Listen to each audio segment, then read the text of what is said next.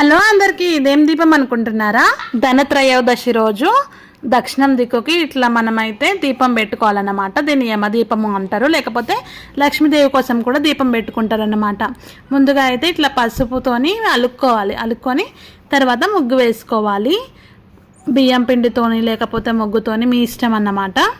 ఏది చూసినా పాటించడంలో అయితే తప్పు. ఇంకా తర్వాత ఈ ముగ్గు వేసుకోవాలి, కంపల్సరీ ఇదే ముగ్గు వేసుకోవాలి. మీరు కూడా పెట్టుకున్నారా? కామెంట్ చేయండి.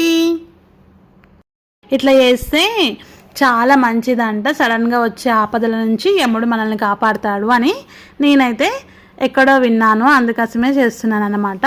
ఇంకా కుంకుమ పసుపు వేసేసుకొని నేనైతే దీపానికైతే రెడీ చేసేసుకున్నాను.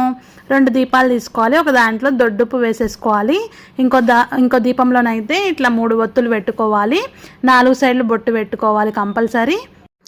ఇట్లా చేస్తే చాలా మంచిది. ఈరోజు మాత్రం ఇంట్లో దీపం పెట్టుకొని ఇట్లా పెట్టుకుంటే చాలా మంచిది. ఈవినింగ్ 6:30 నుంచి 8:30 వరకు పెట్టుకోవచ్చు అంట. తమలపాకు తీసుకోవాలి, అది మా చెట్టుకు కాసినదే. ఇంకా పూలు పెట్టుకోవాలి, పూలు పెట్టుకొని ఇంకా 3 ఒత్తులు వేసుకొని వెలిగించుకోవాలన్నమాట. అది బయట సైడ్కి ఫేసింగ్ చేయాలి దీపాలు. ఇంట్లో అయితే పెట్టుకోవద్దు, గుమ్మం బయట పెట్టుకోవాలి. ఇంకా ఇట్లా దీపం పెట్టేసుకున్న తర్వాతకి ఇంకా ఏదైనా నైవేద్యం అంటే బెల్లము, పేలీలు అలాంటివి ఏమన్నా మీ ఇష్టం ఏదైనా పెట్టుకోవచ్చు అన్నమాట. బెల్లం మాత్రం కంపల్సరీ అన్నమాట.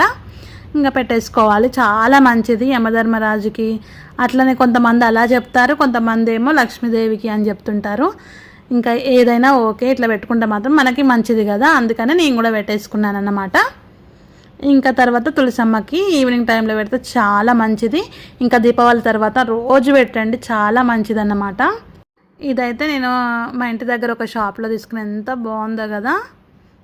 ఇంకా ఊకే గాలికి దీపం పోతుందని చెప్పేసి తీసుకున్నాను. Thank you for watching.